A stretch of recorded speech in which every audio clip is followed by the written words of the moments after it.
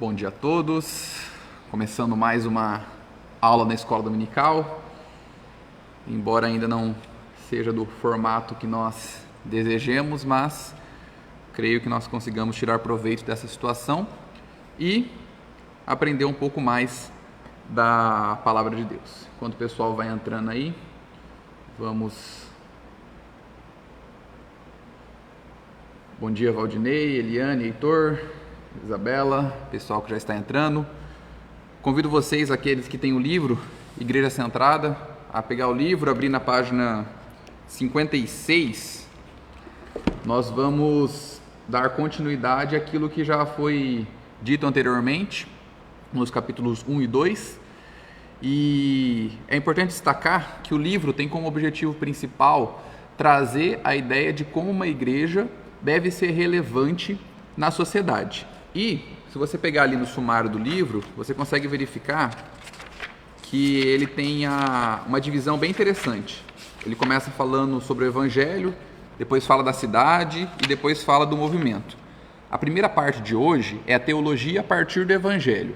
Ou seja, na manhã de hoje nós vamos concluir a primeira parte do livro, que é composta por 3 capítulos. O primeiro, o Evangelho não corresponde a tudo. O segundo, o Evangelho não é algo simples. E o terceiro, o Evangelho influencia todas as coisas. Então, na manhã de hoje nós vamos ver como o Evangelho influencia todas as coisas. Antes de começar, vamos estar fazendo uma oração? Pai amado, Pai querido, muito obrigado por mais esse dia, muito obrigado por mais esta oportunidade de estarmos na Tua casa, ainda que de maneira virtual, que nós possamos tirar proveito dessa situação para aprender mais a Tua palavra, Deus. Seja abençoando o coração daquelas pessoas que estão em casa, acompanhando, e seja tirando todo tipo de distração para que nós consigamos fazer com que a Tua palavra ganhe morada em nossos corações, Pai. Esteja aquietando os nossos corações, tirando todo tipo de distração, todo tipo de coisa que tira a nossa atenção e que nos próximos minutos nós consigamos dedicar inteiramente a ouvir a Tua palavra. Muito obrigado pelos meios que o Senhor levanta, muito obrigado porque mesmo em meio a tantas mortes, mesmo em meio a tanta situação de dor, o Senhor tem aberto as portas para a proclamação do Teu Evangelho, Pai. De maneira especial, eu peço pela essa questão da Covid, possa estar abençoando as pessoas que estão acometidas dessa doença, possa estar acalmando os corações dos familiares, assim como todos os enfermos, Deus. Que o Senhor possa estar abençoando e que seja uma manhã abençoada para a honra e glória do Teu nome. É em nome de Jesus que eu oro e agradeço. Amém. Bom, vamos lá. Hoje nós vamos ver como o Evangelho influencia todas as coisas. Na primeira lição, o pastor deu uma introdução a respeito do papel da igreja, de como seria a temática deste livro.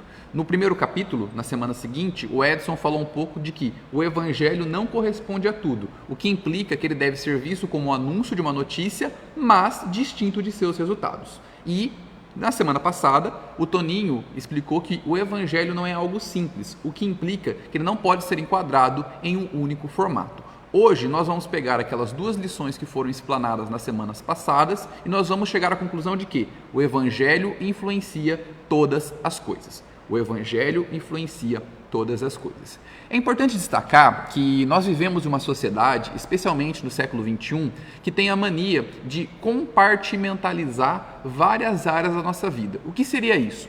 Seria realizar várias divisões da nossa vida. Por exemplo, pense na sua vida como um guarda-roupa ou como uma estante. Dentro dessa estante existem várias gavetas. A gaveta da área espiritual, a gaveta da área sentimental, a gaveta dos relacionamentos, a gaveta do trabalho. E cada uma dessas gavetas você trata de uma maneira. Quem nunca foi questionado com a seguinte pergunta: e aí, como anda a sua vida? Tá tudo bem? E você ou outra pessoa respondeu: olha, na minha vida sentimental está bem, na minha vida espiritual está bem, mas no meu trabalho está tudo mal. Nós dividimos as áreas da nossa vida, só que isso tem um grande problema. Quando nós dividimos as áreas da nossa vida, nós corremos o risco de deixar que o Senhor, que Deus, seja o Senhor apenas da nossa área espiritual. E isso é um perigo muito grave, é um pecado muito grave que acaba tirando o senhorio de Deus sobre todas as coisas.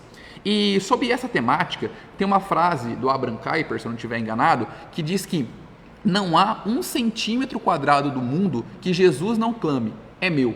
Ou seja, o Senhor tem o poder sobre todas as áreas do universo. E isso tem íntima relação com aquilo que o Evangelho influencia todas as coisas. Então, na manhã de hoje, nós vamos entender como o Evangelho influencia todas as coisas. Eu convido vocês a abrirem a Bíblia na primeira carta de Paulo aos Coríntios, capítulo 15. Primeira carta de Paulo aos Coríntios, capítulo 15. Enquanto isso, desejando bom dia àquelas pessoas que estão entrando: Clarice, Pastor Beni, Pedro, Daiane, Eber, Dona Lígia, minha avó. Bom dia a todos. Aqueles que não apareceram ainda, se sintam saudados também. E vamos fazer a leitura do texto. 1 Coríntios 15, do 1 até o 34. O texto diz o seguinte: a ressurreição de Cristo, o penhor da nossa ressurreição. Irmãos, venho lembrar-vos o evangelho que vos anunciei, o qual recebestes e no qual ainda perseverais. Por ele também sois salvos, se retiverdes a palavra tal como vô-la preguei, a menos que tenhais crido em vão. Antes de tudo, vos entreguei o que também recebi, que Cristo morreu pelos nossos pecados, segundo as Escrituras, e que foi sepultado e ressuscitou ao terceiro dia, segundo as Escrituras, e apareceu a Cefas e depois aos 12. Depois foi visto por mais de 500 irmãos de uma só vez, dos quais a maioria sobrevive até agora. Porém, alguns já dormem. Depois foi visto por Tiago, mais tarde por todos os apóstolos, e afinal, depois de todos, foi visto também por mim, como um nascido fora de tempo. Porque eu sou o menor dos apóstolos, que mesmo não sou digno de ser chamado apóstolo, pois persegui a igreja de Deus. Mas, pela graça de Deus, sou o que sou, e a sua graça que me foi concedida não se tornou vã. Antes, trabalhei muito mais do que todos eles. Todavia, não eu, mas a graça de Deus comigo. Portanto, seja eu ou sejam eles, assim pregamos e assim crestes. Ora, se é corrente pregar-se que Cristo ressuscitou dentre os mortos, como, pois, afirmam alguns dentre vós que não há ressurreição dentre os mortos? E se não há ressurreição de mortos, então Cristo não ressuscitou. E se Cristo não ressuscitou, é vã a nossa pregação e vã a nossa fé. E somos tidos por falsas testemunhas de Deus, porque temos asseverado contra Deus que ele ressuscitou a Cristo, ao qual ele não ressuscitou, se é certo que os mortos não ressuscitam. Porque se os mortos não ressuscitam, também Cristo não ressuscitou. E se Cristo não ressuscitou, é vã a nossa fé, e ainda permaneceis em vossos pecados. E ainda mais, os que dormiram em Cristo pereceram. Se a nossa esperança em Cristo se limita apenas a esta vida, somos os mais infelizes de todos os homens. Mas, de fato, Cristo ressuscitou dentre os mortos, sendo ele as primícias dos que dormem, visto que a morte veio por um homem, também por um homem veio a ressurreição dos mortos. Porque assim como em Adão todos morrem, assim também todos serão vivificados em Cristo. Cada um, porém, por sua própria ordem. Cristo, as primícias, depois os que são de Cristo na sua vinda. E então virá o fim, quando ele entregar o reino ao Deus e Pai, quando houver destruído todo o principado, bem como toda a potestade e poder. Porque convém que ele reine até que haja posto todos os inimigos debaixo dos pés. O último inimigo a ser destruído é a morte, porque todas as coisas sujeitou debaixo dos pés. E quando diz que todas as coisas lhe estão sujeitas, certamente exclui aquilo que tudo lhe subordinou. Quando, porém, todas as coisas lhe estiverem sujeitas, então o próprio Filho também se sujeitará àquele que todas as coisas lhe sujeitou, para que Deus seja tudo em todos. Doutra maneira, que farão os que se batizam por causa dos mortos? Se absolutamente os mortos não ressuscitam, por que se batizam por causa deles? E por que também nós nos expomos a perigos toda hora? Dia após dia morro. Eu protesto, irmãos, pela glória que tenho em vós outros, em Cristo Jesus nosso Senhor. Se como homem lutei em Éfeso com feras, que me aproveita isso? Se os mortos não ressuscitam, comamos e bebamos, que amanhã morreremos. Não vos enganeis, as más conversações corrompem os bons costumes. Tornai-vos à sobriedade, como é justo, e não pequeis, porque alguns ainda não têm o conhecimento de Deus. Isto digo para a vergonha nossa. Essa passagem de Paulo em 1 Coríntios é uma passagem bem interessante e bem desafiadora.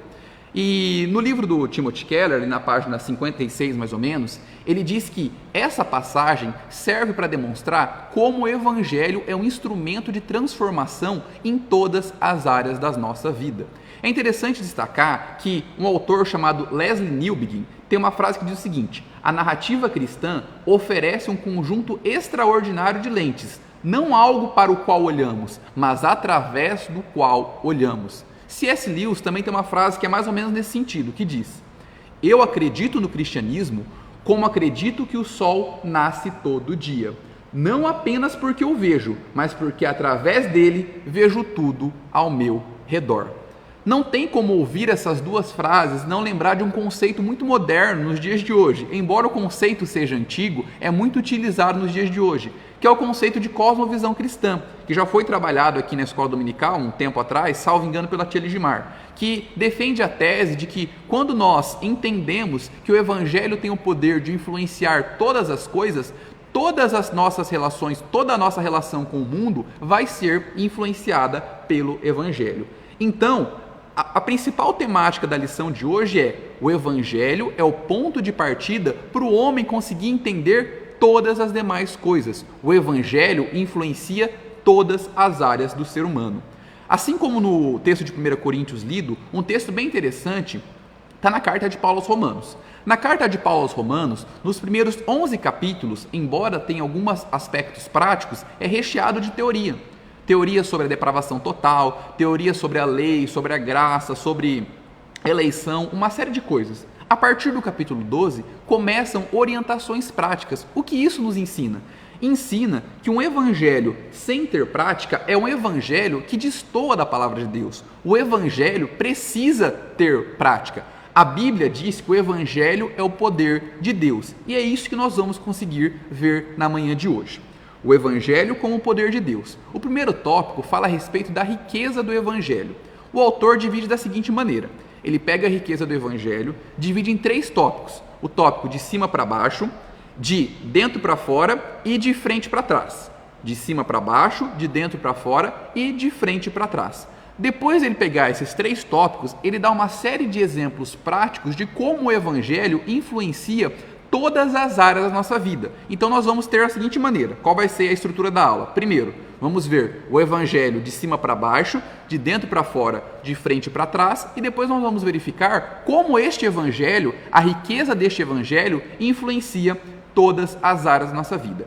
A primeira lição é que o Filho de Deus esvaziou-se e veio ao mundo em Jesus Cristo, tornando-se servo. Esse é o aspecto de cima para baixo, que é o esvaziamento de Deus na pessoa de seu Filho Jesus e quando ele veio ao mundo. O segundo aspecto, de dentro para fora, tem relação com Jesus morreu na cruz como sacrifício substitutivo para nos dar a vida eterna. Esse é o aspecto de dentro para fora. E o terceiro aspecto, de frente para trás, tem relação com o fato de que Jesus ter ressurgido do túmulo como as primícias de um mundo inteiramente renovado. Então vamos ver cada um deles de maneira bem calma, serena e tranquila. Vamos lá. A encarnação e o aspecto de cima para baixo. Eu convido os irmãos a abrirem a Bíblia no livro de Filipenses, capítulo 2, versículos 5 a 11. Filipenses 2, do versículo 5 ao versículo 11. Essa é uma passagem que demonstra de maneira clara como ocorreu o esvaziamento da pessoa de Cristo para vir até a terra. A obra redentora de Cristo começa com o miraculoso ato do seu esvaziamento de si mesmo e de todo o seu poder para assumir a forma humana. Esse esvaziamento é algo fantástico, porque contraria toda a lógica humana. Todo mundo aqui sabe que o normal na carreira humana, no seu trabalho, é você começar de baixo para cima. Você começar trabalhando como um estagiário, depois você consegue um cargo um pouco melhor e assim você vai galgando voos mais altos. Contudo, como nós sabemos que o reino cristão é um reino de ponta cabeça, nós temos que entender que quando nós olhamos para a palavra de Deus, nós vemos que as coisas são diferentes. É um reino em que Deus se esvaziou na pessoa de seu Filho e veio até nós. A principal diferença do Evangelho para todas as demais religiões é que no Evangelho você não tem que fazer nada para se achegar a Deus. É Ele que vem até nós. É o Filho de Deus que se esvazia da sua forma perfeita e vem até nós. E isso é fantástico. E isso está explicado de maneira brilhante em Filipenses. Vamos lá. Filipenses 2, versículo 5. O exemplo de Cristo na humilhação. Tende em vós o mesmo sentimento que houve também em Cristo Jesus, pois ele, subsistindo em forma de Deus, não julgou como usurpação o ser igual a Deus. Antes, a si mesmo se esvaziou, assumindo a forma de servo, tornando-se em semelhança de homens, e, reconhecido em figura humana, a si mesmo se humilhou, tornando-se obediente até a morte e morte de cruz. Pelo que também Deus o exaltou sobremaneira e lhe deu um nome que está acima de todo nome, para que ao nome de Jesus se dobre todo o joelho, nos céus, na terra e debaixo da terra, e toda língua confesse que Jesus Cristo é Senhor, para a glória de Deus Pai. Esse texto de Filipenses 2, de 5 a 11, demonstra de maneira clara que a encarnação e o aspecto de cima para baixo do Evangelho. Logo, a encarnação deixa claro que Jesus Cristo triunfou sobre o pecado não foi sobre a força do seu braço, mas sim pelo serviço sacrificial. E isso é muito importante, porque quando você entende que o nosso Redentor ganhou a humanidade, ganhou o seu povo por meio do serviço sacrificial, isso deve mudar o modo como você se relaciona com ele. Você não deve se relacionar com ele por meio de barganhas, por meio de pagamento de promessas, por meio de realização de obras buscando a salvação. Você deve entender que a obra de salvação foi realizada inteiramente por Cristo. O segundo aspecto que nós vamos verificar é o aspecto de dentro para fora. Para esse aspecto, eu convido vocês a abrirem a Bíblia em Efésios 1, do 3 ao 14. Epístola de Paulo aos Efésios 1, do 3 ao 14. Após reconhecer o aspecto de cima para baixo, nós precisamos reconhecer o aspecto de dentro para fora. E não tem como nós falarmos do aspecto de dentro para fora sem falar o contrário, que é o aspecto de fora para dentro. Uma das principais lutas de Jesus, naquele momento que ele viveu, era com relação aos fariseus. Os fariseus tinham um legalismo muito exacerbado, que eles gostariam de que as pessoas realizassem determinados atos a fim de serem salvas. Ou seja, você precisa se lavar, você precisa guardar o sábado, você precisa se circuncidar, uma série de obrigações que eram impostas ao ser humano para que ele fosse salvo. E Jesus veio modificar essa lógica. Como nós vamos ver aqui em Efésios 1, de 3 a 14, nós vamos ver que a bênção da salvação é algo que vem de dentro para fora. É a questão do novo nascimento. É algo que cada um experimenta dentro de si. E depois que nós experimentamos, aí sim nós somos capacitados a realizar as boas obras. Vamos estar lendo a palavra de Deus. As bênçãos de Deus em Cristo, o autor da nossa redenção. Efésios 1, 3. Bendito Deus e Pai de nosso Senhor Jesus Cristo, que nos tem abençoado com toda sorte de bênção espiritual nas regiões celestiais em Cristo, assim como nos escolheu nele antes da fundação do mundo, para sermos santos e irrepreensíveis perante ele, e em amor nos predestinou para ele, para a adoção de filhos, por meio de Jesus Cristo, segundo o beneplácito de sua vontade, para louvor de sua glória, para louvor da glória de sua graça, que ele nos concedeu gratuitamente no amado, no qual temos a redenção pelo seu sangue, a remissão dos pecados, segundo a riqueza da sua graça, que Deus derramou abundantemente sobre nós, em toda sabedoria e prudência, desvendando-nos o mistério de sua vontade, segundo o seu beneplácito que propusera em Cristo, de fazer convergir nele, na dispensação da plenitude dos tempos, todas as coisas. Nele digo, no qual fomos também feitos herança, predestinados segundo o propósito daquele que faz todas as coisas conforme o conselho da sua vontade, a fim de sermos, para louvor da sua glória, nós, os que de antemão esperamos em Cristo, em quem também vós, depois que ouvistes a palavra da verdade, o evangelho da vossa salvação, tendo nele também crido, fostes selados com o Espírito Santo da promessa, o qual é penhor da nossa herança, até o resgate da propriedade em louvor da sua glória. Este é um dos textos mais impactantes que demonstra de maneira clara como que a Trindade age no processo de salvação. E o que eu gostaria de destacar aqui é que quando nós entendemos o aspecto de dentro para fora, nós tiramos do nosso coração qualquer tipo de desejo de realizar boas obras para a nossa salvação. A frase, fiz boas obras e por isso foi salvo, se transforma em, sou salvo pela graça e por isso posso realizar boas obras, sabendo que Deus opera em nós, tanto o querer quanto o realizar. Por óbvio que reconhecer que o Evangelho é um poder de dentro para fora implica em ações no mundo visível, implica em realizar tomada de decisões que vão ter impacto em nossas vidas. E é sobre isso que nós vamos falar daqui a pouco, sobre como o Evangelho impacta todas as coisas. Antes de terminar esse primeiro tópico, eu gostaria de destacar o seguinte: imagine que você nasceu em uma família, em um lar, só que com 1 ou 2 anos os seus pais morreram e você foi para um orfanato. E quando você foi para esse orfanato, no começo você tinha esperança de ser adotado. todo final de semana chegava algum casal, levava você para casa e você ficava um final de semana com eles, ou até uma semana, e você ficava cheio de esperança, achando que você seria adotado. Mas o tempo vai passando, passa 2, 3, 4, e você chega aos seus 12 anos e você tem uma série de experiências frustradas em tentar ser adotado por alguém. E você começa a achar que você está fadado a viver toda a sua vida em um orfanato. Até que mais ou menos na sua pré-adolescência, quando você tem uns 12, 13 anos, vem um casal que pega você para levar para a casa deles. Só que dessa vez você está tão desiludido que você pensa, eu nem vou esperar nada, eu vou lá, fico lá, não quero me apegar com ninguém.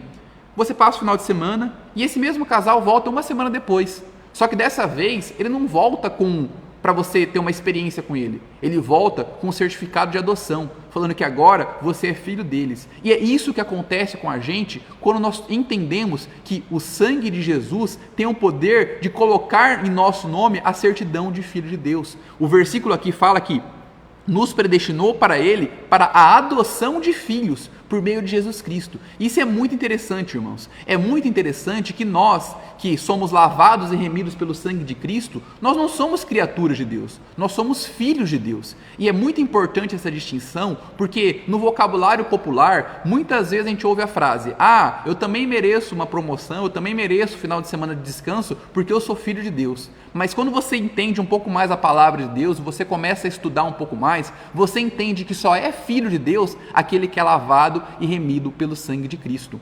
Será que nós entendemos essa verdade? Será que nós entendemos que nós estamos no orfanato do pecado, condenados a viver uma vida inteira sem ter uma filiação, e Deus mandou seu Filho para que de dentro para fora nós pudéssemos nos achegar a Ele e sermos chamados filhos de Deus por meio do sacrifício de Cristo? A morte reconciliatória de Cristo tem esse poder de tirar criaturas perdidas para filhos de Deus. O terceiro aspecto da riqueza do Evangelho tem íntima relação com o aspecto de frente para trás do Evangelho, que tem muita relação com o texto que nós lemos em 1 Coríntios 15, de 1 a 34. Esse capítulo de 1 Coríntios tem o objetivo de defender a tese de Paulo de que Cristo ressuscitou. E alguns versículos que eu queria destacar com vocês. O versículo 14 diz o seguinte: se Cristo não ressuscitou, é vã a nossa pregação e vã a nossa fé. E aprove ao Senhor que bem nessa semana que nós formos falar sobre ressurreição, fosse a semana da Páscoa. A gente vê muitas pessoas comemorando hoje, o Domingo de Ramos, comemorando uma série de coisas com relação à Páscoa. Mas será que o nosso coração vive de maneira grata, como se Jesus de fato tivesse ressurgido dentre os mortos? Nós vivemos a nossa vida cotidiana como se nós estivéssemos esperando Jesus vir nos resgatar? Uma coisa muito interessante, que o capítulo 15 tem o seguinte título: a ressurreição de Cristo, penhor da nossa ressurreição. Se por um lado, no Efésios 1 está escrito que o Espírito Santo é o penhor da nossa salvação, a ressurreição de Cristo é o penhor da nossa ressurreição. O que é um penhor? Antigamente, ou ainda hoje, em alguns lugares, se você vai fazer algum tipo de empréstimo, você deixa um bem em garantia para a pessoa que vai te emprestar o dinheiro, depois você vai, paga a dívida e você resgata. Ou seja, o penhor é um sinal de que você vai voltar e resgatar aquilo que é seu. Jesus, quando subiu aos céus, ele deixou conosco o Espírito Santo, que é o penhor de que um dia ele vai voltar. Mas a obra de ressurreição de Cristo é a garantia, é o penhor de que ele vai voltar ressurreto, num corpo perfeito. Como nós conseguimos ler depois, no 1 Coríntios 15, 50, que os vivos serão transformados. Nós vamos ser levados em um novo corpo, um corpo incorruptível. E isso é fantástico. Isso é a riqueza do Evangelho. A riqueza do Evangelho consiste em reconhecer que existe o aspecto de cima para baixo. Jesus veio ao mundo, se encarnou para salvar o seu povo. Existe o aspecto de dentro para fora, uma obra que acontece dentro do nosso coração e tem impacto para fora. Mas principalmente existe o aspecto de frente para trás. Porque de nada adianta você entender que Jesus veio ao mundo, beleza. Jesus morreu por mim, beleza. Mas se você não crê que um dia ele vai voltar para nos levar, como diz o apóstolo Paulo, se a nossa esperança em Cristo se limita apenas a essa vida, somos os mais infelizes de todos os homens. E tem outro versículo que diz: Se os mortos não ressuscitam, comamos e bebamos, que amanhã morreremos. Se nós cremos que Cristo veio ao mundo, morreu, mas não ressuscitou, nós estamos perdendo nosso tempo ouvindo a palavra de Deus. Nós estamos perdendo nosso tempo vivendo para o Evangelho. Mas quando você entende que Jesus ressuscitou e inaugurou uma nova era do nosso mundo, nós vivemos a famosa tensão do já e do ainda não. Nós já somos salvos, nós já temos a garantia do Espírito Santo, mas ainda não somos glorificados. Nós ainda não podemos desfrutar de todas as bênçãos da salvação, porque o pecado nos permeia. O pecado está ao nosso redor. Portanto, a ressurreição é a certeza de que um dia Jesus irá nos buscar e Jesus irá inaugurar uma nova cidade. Esse livro fala muito sobre a igreja centrada, desenvolvendo em sua cidade um ministério equilibrado e centrado no Evangelho. Mas mais importante do que um ministério, uma igreja local centrada no Evangelho, é a certeza que um dia Jesus irá voltar e irá esculpir com suas próprias mãos uma cidade celestial, uma cidade que não é feita com mãos humanas, mas uma cidade que é feita para a glória de Deus. Tem uma frase muito interessante que circulou essa semana, que diz o seguinte, de Kevin DeYoung: o domingo nos lembra que há um céu, a segunda nos lembra que ainda não estamos lá. Por mais que existam algumas divergências com relação à frase, o princípio é o quê? Dizer que quando você vem aqui domingo na igreja, ou quando você ouve uma palavra, você fala, opa, tem um céu, eu estou indo para esse céu. Mas a segunda-feira, quando começa, já tem um monte de problema para resolver, você fala, mas ainda não estou lá. E o cristão é desafiado a impactar o mundo nesse intervalo. Do momento que você tem um novo nascimento até o momento que você morrer, e na sua posterior glorificação, nós precisamos ter essa visão de que Cristo irá nos buscar. Mas essa visão de que Cristo irá nos buscar deve ser sempre centrada no Evangelho. E é isso que nós vamos verificar de maneira prática a partir de agora. Então, só para recapitular os 3 primeiros tópicos. Em suma, as verdades de cima para baixo, de dentro para fora e de frente para trás são de suma importância para que consigamos entender o Evangelho, como o Evangelho muda todas as coisas. De cima para baixo, o Filho de Deus esvaziou-se e veio ao mundo em Jesus Cristo, tornando-se servo. De dentro para fora, ele morreu na cruz como sacrifício substitutivo para nos dar a vida eterna. E de frente para trás, a ressurreição de Cristo inaugurou um novo reino. E a partir desse novo reino, nós podemos ter a esperança. Então, essa é a parte teórica da aula. Agora nós vamos à parte prática. Se você pegar o livro ali, depois da parte teórica, o pastor Timothy Keller, ele coloca 11 áreas de como o Evangelho muda a sua vida. Fala sobre desânimo e depressão, amor e relacionamentos, sexualidade, família, autocontrole, raça e cultura, testemunho, autoridade humana, culpa e autoimagem, alegria e humor e atitudes com relação à classe social. Por óbvio que a gente não tem nenhum 10% da capacidade que ele teve de explanar tudo isso. Então, a ideia aqui não é substituir a leitura do livro, pelo contrário, é incentivar que vocês leiam o livro. Então, para ficar de maneira mais didática e mais fácil de entender, eu peguei 3 áreas, daquelas que ele falam, que conseguem abarcar praticamente tudo. As 3 áreas são, primeiro, o relacionamento meu, comigo mesmo e com Deus. Segundo, como o Evangelho muda o meu relacionamento com o próximo. E terceiro, como o Evangelho muda o meu relacionamento com a cultura. Ou seja, das 11 coisas que ele falou, nós vamos pegar essas 3 grandes áreas e conseguir aplicar. No primeiro capítulo, a gente foi desafiado a lidar com uma tensão muito grande que ocorre em nosso coração.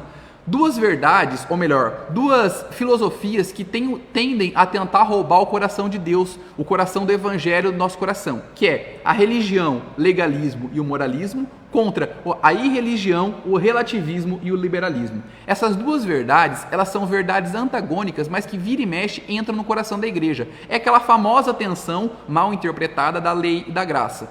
Eu devo fazer alguma coisa para me salvar? Ou já que eu não preciso fazer nada, eu vou viver da minha maneira? O Evangelho é justamente unir essa tensão entre a lei e entre a graça. Então é isso que nós vamos ver agora. Como o Evangelho tem esse poder. Se por um lado o legalismo fala, faça boas obras, ajude seu próximo com o objetivo de salvação, por outro lado, o moralismo fala, o relativismo fala, você não precisa fazer nada disso, você já foi salvo, vive a vida do jeito que você quiser, no final todo mundo vai ser salvo. A tensão que o Evangelho resolve é feita da seguinte maneira. O Evangelho pega e faz o seguinte, uma frase que o pastor Timothy Keller usa, fala o seguinte, sou mais pecador e imperfeito que jamais ousei acreditar, e depois, sou mais aceito e amado do que jamais ousei esperar. Repetindo, sou mais pecador e imperfeito que jamais ousei acreditar, e sou mais aceito e amado do que jamais ousei esperar. A chave para você conseguir resolver essa tensão existente entre a religião e a irreligião é colocar isso bem grande na sua mente. Eu sou mais pecador e imperfeito que jamais ousei acreditar, só que ao mesmo tempo eu sou mais aceito e amado do que jamais ousei a esperar. Então nós precisamos lembrar a nossa condição de pecador sem esquecer a nossa condição de filho de Deus. A primeira área da nossa vida que nós vamos ver é o nosso relacionamento com Deus e conosco, que nós podemos chamar de culpa e de autoimagem. Muitas vezes o nosso relacionamento com Deus é baseado em uma tensão de culpa. Quando você cresce em um determinado ambiente, que você tem sempre que realizar determinadas atitudes para ser aceito, a sua tendência é levar essa tensão para dentro do seu relacionamento com Deus. Quem nunca se pegou pensando, nossa, essa semana não fui abençoado porque eu não consegui fazer meu devocional. Essa semana eu não consegui ter a minha promoção no trabalho, não consegui passar numa prova porque eu não consegui ler a Bíblia da maneira adequada. Por mais que nós creiamos com a nossa mente que a salvação é pela graça, o nosso coração muitas vezes fala, olha, a salvação é pela graça, mas você precisa fazer mais alguma coisa. Isso é o problema do legalismo. O legalismo sempre quer que você faça alguma coisa a mais para obter a salvação. Que nem eu disse no começo da aula, que a religião é a tentativa do homem se achegar a Deus, enquanto o evangelho é o próprio Deus se encarnando e chegando ao homem. Será que nós conseguimos entender isso? Será que o nosso relacionamento com Deus é pautado nessa premissa de que o próprio Deus se encarnou por meio de seu Filho e veio nos resgatar do império das trevas? Quando você entende isso, a sua relação com Deus deixa de ser uma relação de servo e passa a ser uma relação de filho. Qualquer um sabe que a relação que você tem com seu patrão é uma, a relação que você tem com seu pai é outra. Porque a relação que você tem com seu patrão pode até ser boa, mas o dia que você fizer alguma coisa errada, essa relação vai acabar. A relação que você tem com seu pai, por mais que você fale, ele vai continuar sendo seu pai. É isso que nós temos que entender, que a religião e o moralismo defendem que você faça isso, faça aquilo, cumpra a lei. Só que qual que é o problema da religião e do moralismo? Por mais que você tente cumprir a lei, a tendência de você falhar é muito grande, porque a lei não foi feita para ser cumprida. A lei não foi criada para nós, pecadores, conseguirmos cumpri-la, porque veio o parasita da lei, que é o pecado, e distorceu o propósito da lei. Portanto, nós precisamos olhar para a lei como uma norma de gratidão, não como uma norma de eu vou fazer isso, eu vou fazer aquilo para obter a salvação. E esse é o lado da religião. Mas, por outro lado, o relativismo, que eu acho que ganha mais aspecto nos nossos dias de hoje, o relativismo defende a tese de que você não precisa olhar para a lei, você tem que olhar para dentro de você mesmo. Aquilo que alguns chamam de teologia de coach, teologia da autoajuda, aquilo que as pessoas falam, não, você precisa ser a melhor versão de si mesmo. Ele tem aquela dinâmica legal de grupo, que coloca uma caixa de sapato, um espelho dentro da caixa, sai passando a caixa, olha, abre essa caixa e veja quem vai mudar a história da sua vida. E você abre a caixa, tem um espelho e fala, é isso mesmo, você é o autor da sua história, você precisa ser a melhor versão de si mesmo. E isso nada mais é do que uma distorção do evangelho, porque nós sabemos que nós não conseguimos fazer nada por nossa própria força. O pastor Josemar Bessa tem uma frase que é mais ou menos assim. Ele diz que o diabo não fala a frase, confie em mim para obter alguma coisa. A pior arma que o diabo pode utilizar é confie em você mesmo para fazer todas as coisas. E hoje nós vivemos em um mundo altamente individualista que prega, você pode ser melhor, você pode ser feliz se você fizer isso, confie em você mesmo, olhe para dentro de você. E uma coisa que dói no coração é quando você pega pessoas da igreja compartilhando essas frases bonitas no Facebook, chega segunda-feira e começa, essa semana vai ser boa, porque eu vou ser a melhor versão de mim mesmo, eu vou conseguir derrotar os leões porque eu tenho força. Esse tipo de coisa é totalmente destoado daquilo que a palavra de Deus diz. A força que vem em nós é do Evangelho. Quando nós olhamos para a palavra de Deus, nós entendemos que apenas o Evangelho tem poder para salvar o homem. Não é aquilo que eu faço, não é aquilo que eu tento fazer, mas apenas o Evangelho. Será que nós temos entendido isso? Será que eu entendo que é o Evangelho que tem o poder de salvar? É Deus que opera em mim tanto querer quanto realizar? Ou será que eu tenho uma autoimagem muito grande de mim? Então, a grande tensão é ou você querer se achar mais do que de fato você é, ou você achar a pior de todas as pessoas. E daí volta naquela tensão, naquela frase de Lutero que diz: somos ao mesmo tempo justos e pecadores, justos por aquilo que Deus fez e pecadores por conta da nossa natureza. Isso é fantástico, porque cada momento da sua vida você vai querer ir para um lado ou ir para o outro. Ou você vai se achar mais justo do que você de fato é, ou você vai se achar mais miserável do que você é. O Timothy Keller, na página 62, diz o seguinte: todo aquele que está em Cristo é ao mesmo tempo um pecador que merece a morte e um filho adotivo totalmente aceito e amado.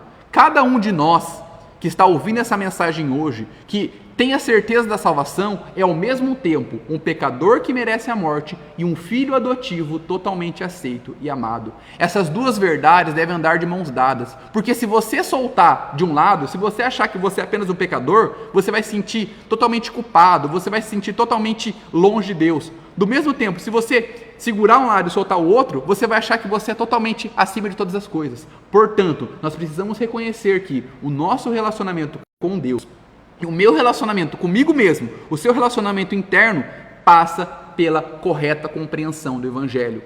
Esse é o poder do Evangelho. O Evangelho influencia todas as coisas, ele precisa influenciar o modo como você se relaciona com Deus e o modo como você se relaciona consigo mesmo. A segunda área que o Evangelho modifica é o amor e o relacionamento com o próximo. O ser humano foi criado para se relacionar. O ser humano é um ser que se relaciona. Nós estabelecemos relações ao todo tempo. Neste momento, nós estamos estabelecendo alguma relação. Ainda que virtual, vocês estão ouvindo, em tese, prestando atenção, não sei, vocês estão ouvindo aquilo que eu estou falando e eu estou aqui falando. E ao longo do nosso dia a dia, nós temos uma série de relações. Relação no trabalho, relação no prédio, relação na casa, relação de amizade, relação de inimizade. O fato é que o ser humano tem uma série de relacionamentos. E o Evangelho precisa ter o poder de influenciar os seus relacionamentos. Se você está vivendo um Evangelho que não influencia o seu relacionamento, talvez você esteja vivendo um Evangelho único e exclusivamente para você. Olhando para as duas tensões, nós precisamos ver o seguinte: como o moralismo afeta os relacionamentos? O moralismo ele tem o poder de transferir a responsabilidade, um jogo de transferência de culpa. Nós vamos sempre achar, não, a culpa é do outro. E isso vem lá do Éden, vem lá de quando você ouve aquelas histórias na escola dominical, quando você era criança, que Adão falou, é culpa da tua mulher. E nós temos essa tendência, infelizmente, de achar que a culpa dos nossos relacionamentos darem errado é sempre da outra pessoa. Só que nós precisamos entender que o Evangelho deve impactar o nosso relacionamento por meio de dois aspectos: da graça e da verdade. E quando nós falamos de graça e de verdade, não tem como falar disso sem lembrar de Cristo. Jesus Cristo é o exemplo de graça e de verdade. Se você pegar para ler os evangelhos, qualquer evangelho que você pegar para ler, Mateus, Marcos, Lucas, João, você vai ver que Jesus estabelecia constantemente relacionamentos. E os relacionamentos de Cristo eram sempre pautados na graça e na verdade. O grande erro nosso é achar que nós podemos ser graciosos sem falar da verdade e que nós podemos falar a verdade sem falar da graça. Essa é a tensão do Evangelho, ser ao mesmo tempo instrumento de graça e instrumento de verdade. Nós precisamos ter o poder de influenciar a sociedade ao nosso redor. Mas será que os nossos relacionamentos com o próximo têm sido influenciados pelo Evangelho? Ou será que nós temos pegado o Evangelho, guardado num potinho e deixado como algo só pra gente? Vou dar um exemplo. Imagine a seguinte situação. Imagine que nós não estamos vivendo em tempo de pandemia, nós estamos num tempo normal. A gente vai fazer uma sessão de cinema aqui na igreja. Todo mundo vem aqui na igreja assistir um filme. Todo mundo vem e ao invés de distribuir pipoca, eu distribuo um balde de sal para todo mundo. Cada um pega um balde de sal. Daí você olha e fala, ué, mas isso não tem sentido. Eu não vou comer sal. O sal por si só não tem sentido.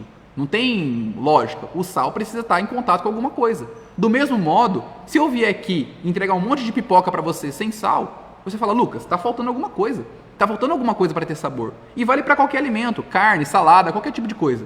O meu ponto é, será que nós temos pegado o sal, que é a analogia que Jesus usa para o Evangelho, e temos salgado os nossos relacionamentos?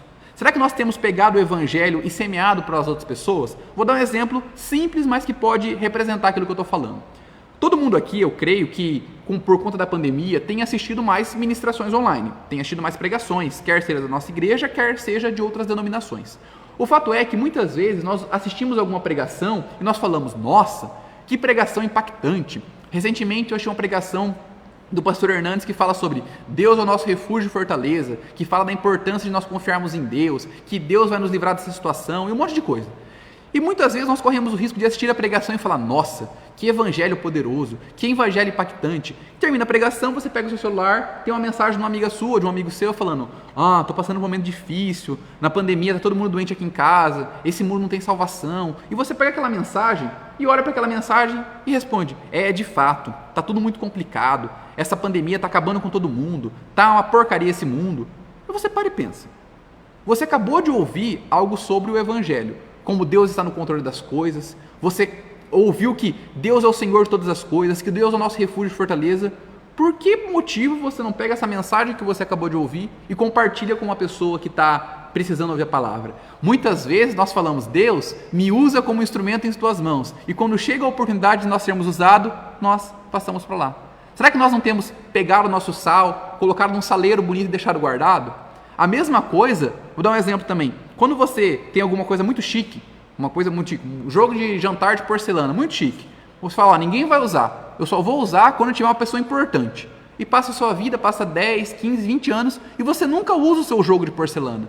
E você fica esperando a ocasião perfeita. E muitas vezes nós, que temos a palavra de Deus, ficamos esperando a ocasião perfeita para propagar o evangelho.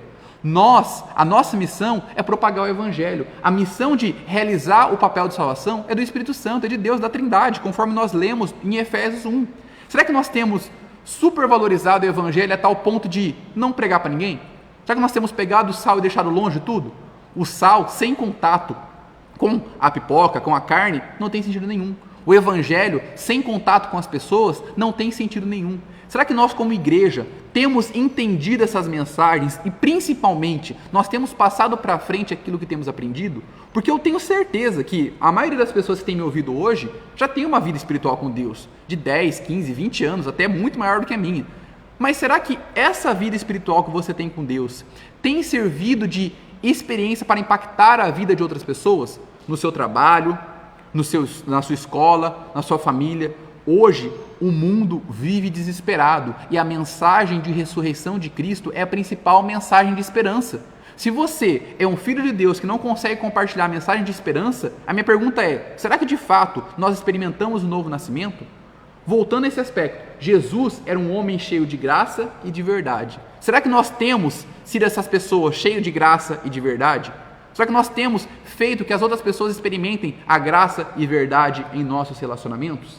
E a última área que eu gostaria de destacar com vocês é sobre as obras sociais e os engajamentos políticos. Então, recapitulando, nós vimos primeiro que o evangelho influencia todas as coisas. Segundo, que a riqueza do evangelho pode ser vista sob 3 aspectos. O primeiro, de cima para baixo, que Jesus se encarnou, de dentro para fora, que o evangelho é algo que ocorre dentro do nosso coração, por meio da morte reconciliatória de Cristo, e de frente para trás, que a ressurreição de Cristo inaugura uma nova fase. E agora nós estamos vendo 3 aspectos práticos. O primeiro, como o evangelho influencia a minha vida com Deus.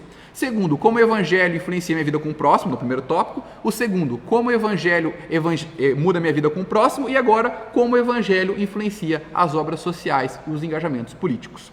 O nosso envolvimento com a cultura e com a sociedade é marcado por 2 aspectos também, o moralismo e a irreligião. Essa é a tensão do livro. Pegar essas 2 tensões entre moralismo e religião e tirar e aplicar o evangelho. Vamos lá.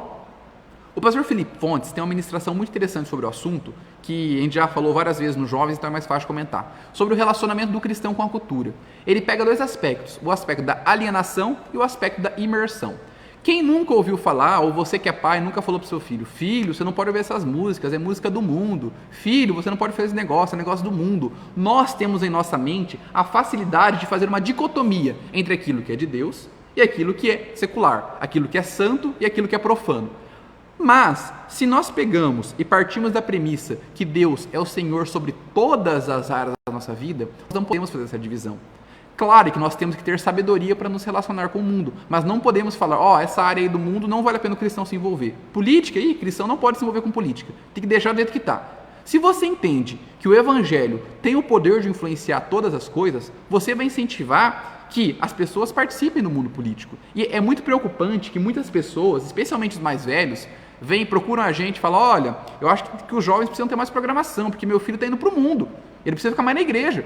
Mas se você quisesse que seu filho fosse para a igreja, ficar só na igreja, você colocaria no seminário. Se ele vai para o mundo, ele vai ter que dar aula, ele vai ter que trabalhar. A questão é, nós estamos preparando as pessoas mais jovens e até os mais velhos para serem influenciadores do evangelho no mundo?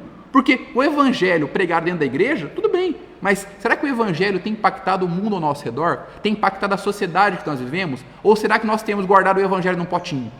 O evangelho aqui está tudo bem, lá fora eu não posso falar de Deus, tem que falar de outras coisas, eu não posso falar de Deus. Será que nós temos corrido o risco da alienação ou da imersão? Será que quando você olha para a igreja, você vê a igreja com um papel de influência na sociedade ou como uma párea da sociedade, algo que deve ficar à parte da sociedade? Não, a igreja não pode falar sobre isso. O cristão, ao estender a mão para um vulnerável, não pode ter a pretensão de estabelecer o reino de Deus no mundo presente, mas é um pequeno vislumbre do reino futuro que Jesus implementará na sua volta. O que move a nossa ajuda aos pobres é a nossa visão escatológica, pois sabemos que um dia não haverá pobreza, fome, tristeza ou dor. Mas esse dia só irá chegar quando Cristo irá nos buscar. Será que essa verdade se aplica em nossos corações? Será que quando eu faço uma obra social, eu sei que não sou eu que vou ser engrandecido? Ou será que eu corro risco de não? Eu estou defendendo uma ideologia política porque eu sei que quando tiver determinado partido político no poder, as coisas vão funcionar. Meu irmão, não importa quem esteja no poder, o mundo, enquanto Jesus não vier nos buscar, vai ser cheio de dor. Vai ser com dor, vai ser com luto, vai ter alegria, mas o nosso mundo só será totalmente revitalizado, nós só teremos a cidade perfeita quando Jesus vier nos buscar. Portanto, o princípio de que o evangelho influencia todas as coisas perpassa pela ideia inescapável de um relacionamento do cristão com a cultura em suas mais variadas formas, política, arte, educação, mas sempre com as lentes do evangelho. Será que nós temos vivenciado isso? Será que nós temos aplicado isso em nossos corações? Nós já estamos chegando ao final da nossa aula e eu queria desafiar você a pensar. Se você quer comentar alguma coisa, pode ir mandando por aí, que daqui a pouco a gente lê. Será que nós temos vivenciado o evangelho com base naquilo que Cristo deixou para a gente? Será que nós entendemos que Jesus Cristo se encarnou à terra para nos salvar? E isso muda a lógica do mundo? Nós deixamos de ser umas pessoas que querem a vanglória para nós e nós vamos glorificar a Deus? Será que a obra redentora de Cristo que acontece dentro do nosso coração modifica o modo que eu me relaciono com Deus? Será que eu entendo de fato que eu sou filho amado de Deus? Será que eu entendo que eu sou um filho que estava fadado para ir para o inferno, mas estou no reino que estou agora destinado para o reino da luz? Será que eu consigo entender isso? Mas principalmente, o aspecto de hoje principal é da ressurreição. Será que eu creio que Jesus virá nos buscar? Eu convido vocês para finalizar, para abrir a Bíblia em 1 Coríntios 50, que é 1 Coríntios 15, do 50 até o final. 1 Coríntios 15, do 50 até o final. 1 Coríntios é o seguinte: os vivos serão transformados. Isto afirma, irmãos, que a carne e o sangue não podem herdar o reino de Deus, nem a corrupção herdar a incorrupção. Eis que vos digo um mistério: nem todos dormiremos, mas transformados seremos todos. No momento, no abrir e fechar de portas, ao ressoar da última trombeta, a trombeta soará, os mortos ressuscitarão incorruptíveis, e nós seremos transformados. Porque é necessário que este corpo corruptível se revista da incorruptibilidade e que o corpo mortal se revista da imortalidade. E quando este corpo corruptível se revestir da incorruptibilidade e o que é mortal se revestir de imortalidade, então se cumprirá a palavra que está escrita: tragada foi a morte pela vitória. Onde está a morte a tua vitória? Onde está a morte o teu aguilhão? O aguilhão da morte é o pecado, e a força do pecado é a lei. Graças a Deus que nos dá a vitória por intermédio de nosso Senhor Jesus Cristo. Portanto, meus amados irmãos, sede firmes e inabaláveis, sempre abundantes na obra do Senhor, sabendo que no Senhor o nosso trabalho não é em vão. Que essa conclusão do capítulo 15 possa ser uma verdade em nossas vidas. Que nós possamos trabalhar no Senhor, que nós possamos ter o Evangelho como influenciador de todas as coisas, sabendo que um dia Ele virá nos buscar. E quando Ele vier nos buscar, e como está escrito em Apocalipse, como está escrito em outro texto que eu esqueci, está na minha mente até agora, Apocalipse, quando inaugurar uma nova cidade, nesse momento nós vamos entender e falar: valeu a pena. Valeu a pena trabalhar, valeu a pena abrir mão da minha vontade para proclamar o nome de Deus. Que Ele nos ajude nessa tarefa difícil de entender que o Evangelho influencia todas as coisas. Vamos orar?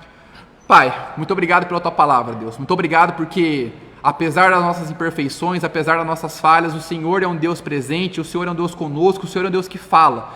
E que nessa manhã o Senhor possa estar tocando no coração de cada pessoa que está ouvindo, Deus. Que o Senhor possa estar com o Seu Santo Espírito mudando a nossa mente, mudando o nosso coração, para que nós consigamos entender a riqueza do Evangelho, como esse Evangelho é rico, como esse Evangelho é poderoso, como ele influencia todas as áreas da nossa vida, Deus. Que o Senhor possa estar quebrando todo tipo de barreira que existe em nosso meio, que nós, todo tipo de dicotomia de sagrado e secular, que nós possamos entender que o Senhor é o Senhor soberano sobre todas as áreas, Deus. E seja nos dando uma semana abençoada, Pai. Seja nos dando um domingo na Tua presença, que nós possamos reconhecer que o domingo é o dia do Senhor, que nós possamos viver para a Tua glória, Deus. E seja abençoando aqueles que vão vir no culto à noite, seja abençoando aqueles que vão acompanhar nas suas casas e principalmente seja nos dando a tranquilidade e nesses dias de dor, nesses dias de luto, nesses dias de muita tristeza, que o Seu Santo Espírito possa inundar os nossos corações e que a Tua vontade possa se cumprir no nosso meio. É no nome de Jesus que eu oro e agradeço. Amém.